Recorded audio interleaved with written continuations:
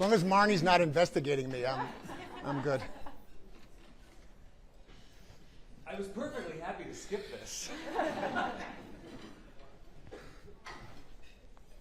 For thousands of days, one of the best parts of my day is a 4-minute window just before the news with my work brother, Matt. This happens in the makeup room just before we go to the studios. Now, some of the chatting is serious, and some of it is silly, and rarely is it suitable for television. But when the news is lousy, it's grounding. A lot of people talk about their work husbands or their work wives, and if you have those relationships, I'm sure you find them necessary and rewarding and important, but I suggest you get yourself a work sibling. Preferably somebody who's 10 years older than you are. No, not quite. Somebody who is tremendously funny and award-winning, and it's best if he has a couple of Emmy Awards to his name. You'll really hit the jackpot if he's worried about our country and our city and our role in holding it all together and also in documenting what we've lost. You should find a work sibling who knows that accountability is to be claimed, and then sometimes accountability is to be assigned. Your work sibling should be a big fan of the First Amendment of the Constitution, and it should make you proud when his work shows that. Make sure he's respected and steady, and this is really important, make sure that he's smarter than you are. Really. Make sure he's smarter. You know, in my opinion, the work spouse is a very heavy relationship. The work sibling is lighter, but it's durable. So tonight I say cheers to all of the work siblings as I welcome my work brother for the highest honor of the evening, Matt Mulcahy.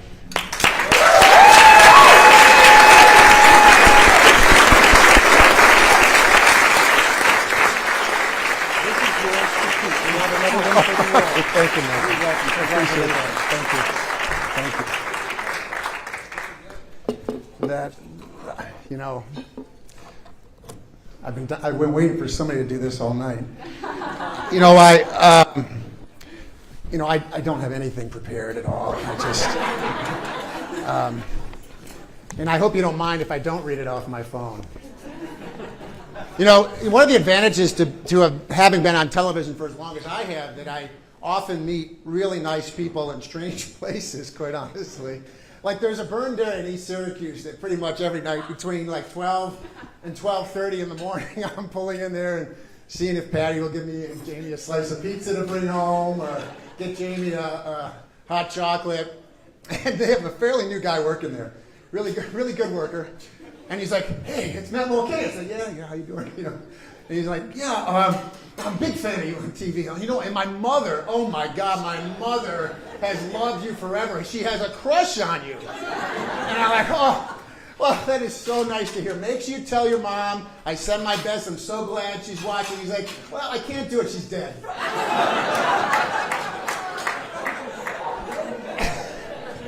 And believe it or not, it's the second time I've heard that in like a month. The moms who loved me are dead. Ugh. And now they're giving me a plaque. I don't know what that means. You know? At least it doesn't say posthumously. We're honoring Matt Mulcahy. I do want to congratulate the other honorees, Patrick, Marnie, David, and Ryan.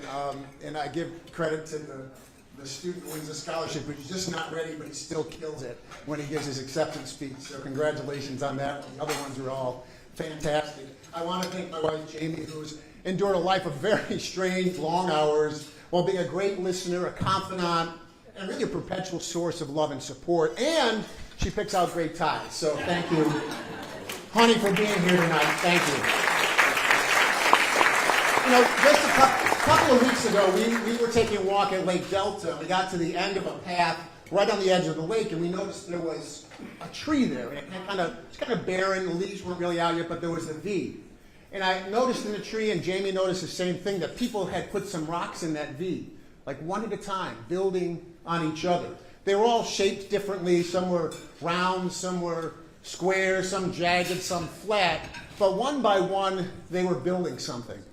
And it struck us that we should contribute to that we should add to those stones in the V of that tree in the way that they have, but also not being afraid to do it in our own way in that barren tree. You know, what we do here in journalism is really more important than ever. Next year actually marks 40 years of my reporting the news. None of it would have gotten done without hundreds of coworkers, managers, owners in this highly stressful but wonderfully rewarding business. And so many are great friends that I still have to this day. My thanks to all of you at both of our tables and others in the room who I've worked with and known for a long time too. Thank you to all of you. Thank you to the Press Club for this inclusion on the Wall of Distinction. It truly is a humbling honor. You know, I was there 25 years ago in the Civic Center when this group would have been small enough to fit there for this annual Wall of Distinction dinner. And among the first class that was inducted were Ron Curtis, the legendary broadcaster, Nancy Duffy of Channel 5 and Channel 9 and the paper and City Hall, Fred Hilligus, who was the original Channel 3 anchor. In fact, his career goes back to radio on WSYR to 1946. So here we are tonight. Fred Hilligus' career starts in 1946. He's inducted to the Wall of Fame 25 years ago almost, and here we are for this event tonight. And that's what truly defines humbling, this arc. You know, I really enjoy a rather unique space in this career, especially in this market, but also in this time. I feel like I've been a bit of a bridge from that broadcast to cable, to broadcast cable and something called a website, to digital, where we are now, where everything seems to be digital, and even the awards, they're struggling with what do you title something that we only listen to? Is it a podcast? Do we hear it on our phone? What do we do? You know, 14 years ago, was anybody in this room 14 years ago? Well, different room, but you know, you get the point. I won a Career Achievement Award. They don't give that out anymore. I'm not sure what happened, but I appreciate winning it. And I recently went back to what I said that night, and I promise I'm not repeating it. But I did focus on some of the key elements then of what I thought my career should be. And what really struck me was I wanted to lead. I wanted to lead as an anchor, a producer, a reporter in our business. And then I listed the parts of the job that I really enjoyed the most. The journalism, number one. The journalism where you have a piece of information that nobody else has yet, and you're going to report on it. Live television, when they take away the teleprompter or the script, the red light's on and you have to go. There's nothing more exciting than that. And then, of course, the writing. I saw my good friend Sean Kirst here tonight, who's one of the greats ever to write in this industry, let alone in our market. But when you breathe life into words to reach minds and touch hearts of viewers, listeners, and readers, it really is so meaningful to see that. On that night, 14 years ago, I shared highlights of reporting from war-torn Bosnia, going to the Netherlands for the Panama 103 Lockerbie trial, seeing John Glenn return to space in a shuttle. The list went on, including 9/11, the TWA 800 crash off Long Island, the blizzard of '93, which is what those mothers who have died still remember me for. Wait, that doesn't quite make sense, does it? You know what I mean, though. The people who, anyway. That night, 14 years ago, it sounded like that was a career worthy of numerous Press Club awards, some Emmy awards, some Murrows, but thank goodness it didn't end there. Because the last 14 years, I think the work has been even better. It's been higher quality. We've done more. And that includes many more cases of original reporting. A week at the Vatican covering the canonization of Mother Mary and Cope. Digging through the investigative files that the police were using for the Heidi Allen case, where I uncovered a document that wasn't turned over to the defense. And Gary Thibodeau then told me in prison, to the day he died, he didn't do it. He told me that just about 3 weeks before he passed away. Didn't change the course of the case, unfortunately.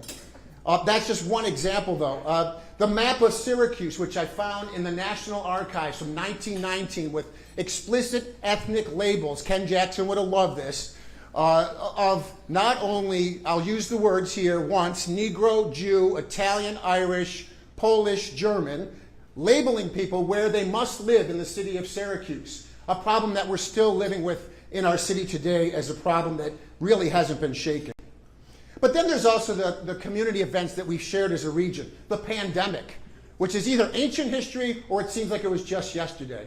But it was the time when we really realized that we needed anchors and reporters to hold the hand of a community, that local reporting was excruciatingly important, and news organizations really were at their best. The tornado struck Rome, so many awards given out tonight for that coverage, bearing witness to a storm coming through that knocked down church steeples that had stood weather for more than a century.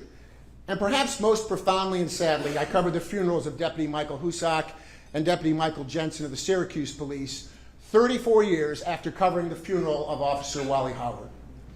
All those stories, all those years, I've discovered a lot about how news works. And let me leave you with this tonight. What sets apart those who succeed in our business from those who don't? Yes, you need to quickly inhale large amounts of information and transpose it into a brief, efficient report, sometimes in an hour, 10 minutes, right away. You need to welcome the pressure of a relentlessly ticking clock, and you need to wake up each morning anxiously anticipating the unknown that will come your way. But that's not it. The answer to what really sets apart one journalist from the next is curiosity. There is never a shortage of stories to tell, never. There is an endless supply of issues worthy of further exploration, but one must be curious to see them, curious to be driven to seek answers, curious to look around one more corner to reach that truth. That's what really matters. Our stories do have impact. They bring change. They hold leaders accountable, give agency to the underrepresented, and they shine light on those who prefer to operate in the dark. It matters not whether it's seen on TV, heard on the radio, on YouTube, read on your iPhone, or shared on TikTok, pushed out on technology that somebody's yet to invent. Our journalism must continue. There is room for it to flourish. This story is not yet finished. And just like the stones that we put in the via that tree, one after another, creatively stacked, but leaving room for somebody else to put on the next one, how will you contribute? How will you build on what came before you? How will you find a path we cannot yet imagine? What we do now is more important than ever. Thank you.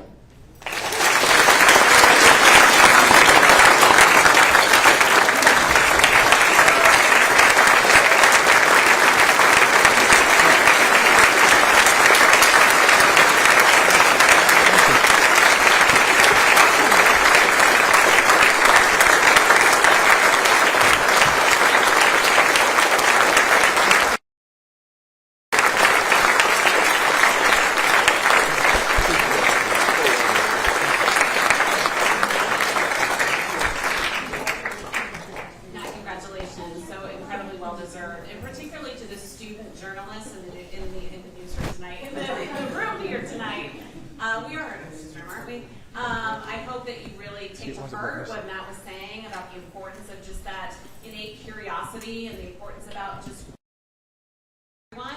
We hope that we'll see you back here next year. Get home safe and do great work in the year ahead.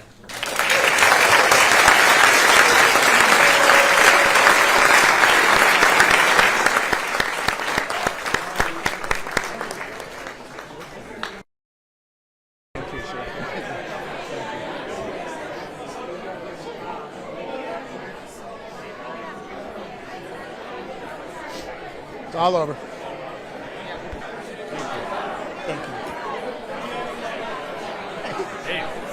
Good to see you. I didn't want to bother you till afterwards. That's all right. Yes. How are you? Good, I'm good. Great stuff. I watched You drove off?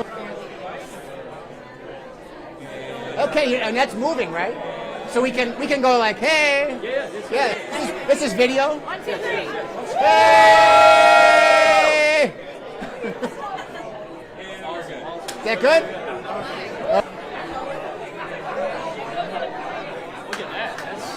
That's something. That's cool. We're gonna